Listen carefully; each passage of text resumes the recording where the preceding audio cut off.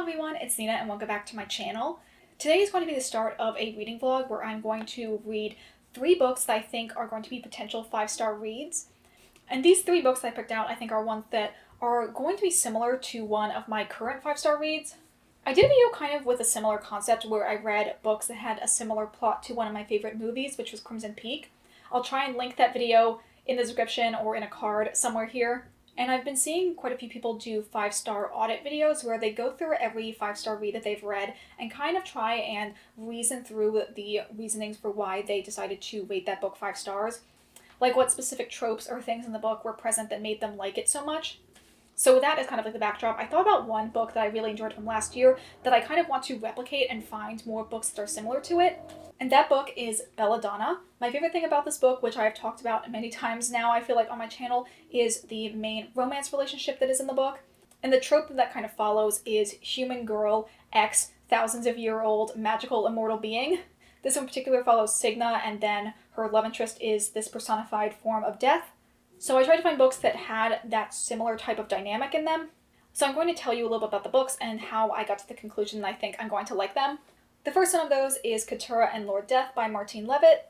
Just like in Belladonna, this follows a human girl who falls in love with a personified form of death.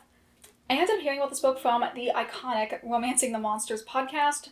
I think this was featured in like their first ever episode, and I was immediately interested because it seemed like the main characters have the same dynamic that is in Belladonna. This book is almost 20 years old. I think it came out in like 2006. And I think it's also very much on the like middle grade to YA split. And it seems to be very fairy tale-like in the way that it's written. So yes, I'm very excited to check this one out. So I didn't intend for these books to strictly be human girl, ex, like personification of death type of romances. Because I definitely think my trope is expanded to larger than just that incredibly niche topic. So the next book I'm going to be talking about is actually more so inspired by another book that I read that I really enjoyed.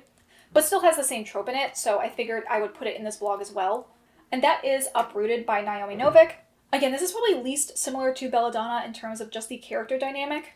It actually feels a lot more similar to Sorcery of Thorns because the main love interest is this like hated wizard character. He's giving me very strong Nathaniel vibes, but that's perfectly fine because I love Nathaniel in Sorcery of Thorns. I'd seen this book a little bit on BookTube for a while, but I decided to add it to this list when I saw a Tumblr post that compared the way that the main love interest in this, Sarkhan, and Nathaniel talk to their female love interests. And that just totally sold me on the relationship of the characters in this book.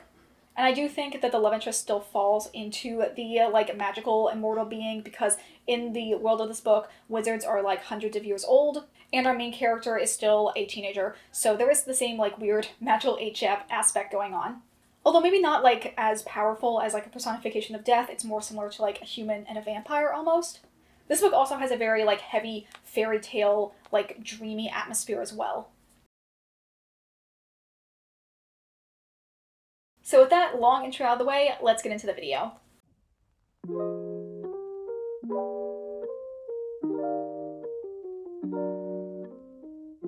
So a little bit unfortunately, I ended up not doing any recordings of me talking about this book as I was reading it. But now that I've completely finished Uprooted, I decided to do a wrap-up of this book for you. Every 10 years, the sorcerer protecting Anishka's village takes a girl from there as payment for him keeping the evil magical forest at bay. But when Anishka is chosen, she unlocks magical powers that turn her into the sorcerer's apprentice. Together they work to fight the woods and find a way to save her village and the kingdom from its spreading evil. So as I mentioned in the intro, this book has pretty strong, like, traditional fairy tale vibes in that it's written in a way that's both comical and lighthearted, but also can get dark very quickly. I saw a Goodreads review that said this easily could have been a trilogy with how many, like, different, like, scene changes and plot threads that get woven in here. But I, for one, am really happy that it's just in one book. It kept things moving very quickly, and if there's ever a scene where I was like, oh god, I don't want Anishka to be stuck doing X thing, it was over pretty fast, so I was able to breathe a sigh of relief. I do think this book definitely delivered on my favorite trope being present in it. I really love the beginning with Anishka and the sorcerer Sarkhan's relationship being almost like slapstick, because Anishka is such a mess and so unorthodox, and Sarkhan is like as straight-laced as they come. Kind of having a little bit of a grumpy sunshine dynamic in their relationship. I was hoping that that would continue through the rest of the book, but the overarching plot just kind of jutted itself in there and prevented a lot of their romance from shining through. Since this book is a fantasy first and a romance second, I kind of should have expected that, but since I went into this book hoping for the romance to be stronger, it was a little bit of a letdown. I also really liked a lot of the supporting characters and how they very much were trying to subvert classic fairy tale tropes. And there's also a really great female friendship of Anishka and Cassia. With the romance scenes, I think this was pretty close to what my ideal type of relationships in books is. But because that was a B plot, I ended up just giving this book 4 stars instead of 5. However, this definitely was a great read, and because of it, I was able to learn about how cool of a person Naomi Novik is. And because of that, I definitely will check out the kind of vaguely companion novel to this book, which is Spinning Silver. I say they're companion novels. I don't think they have anything in relation to one another. They just have very similar cover designs. But I'm pretty sure in that one there's Faye as the both romantic interest and also as like the antagonistic interest. So very interested in that.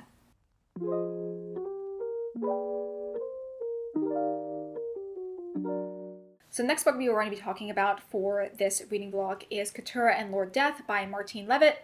This book is an old-day YA fantasy that is about Keturah, who is a young girl who gets lost in the woods and then dies. But when Death comes to collect her soul, she's able to cheat Death by telling him a story with no ending and bargaining with him each day to tell him a little bit more of the story. Death also promises Keturah that she'll be able to live permanently if she can find her one true love. And I wonder who that's going to end up being.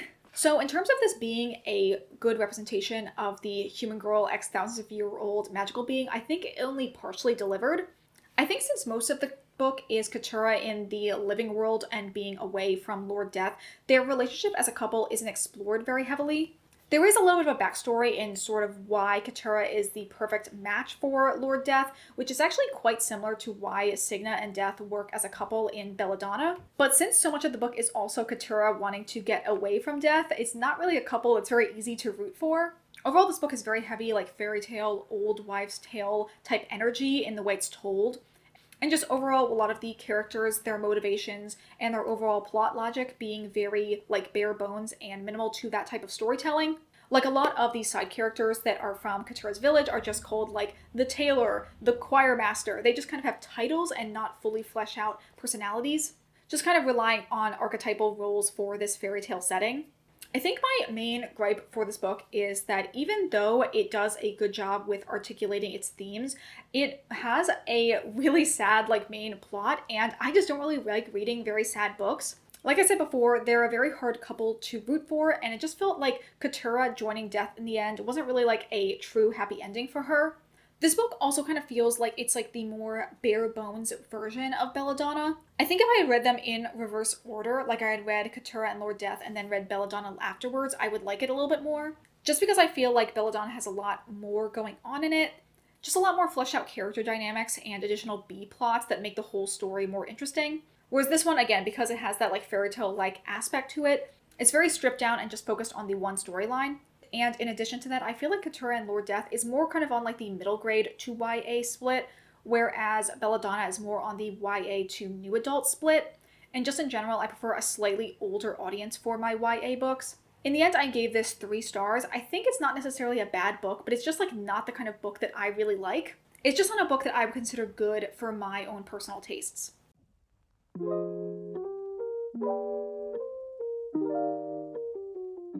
Okay, now let's talk about the last book we are going to be covering in this video, which is Bitterthorn by Kat Dunn. Every 50 years, the witch takes a man from the village to be her companion, never to be seen again.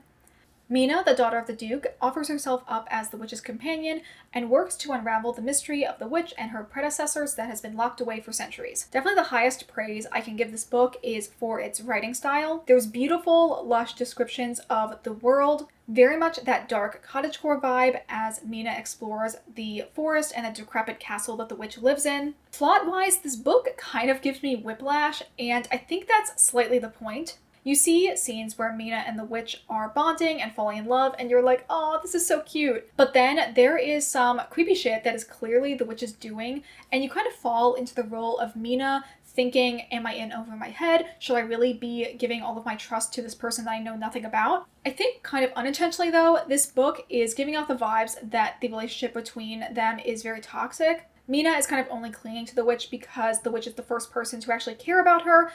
And as a result of that, Mina will go crawling back to her even when she's been beaten down.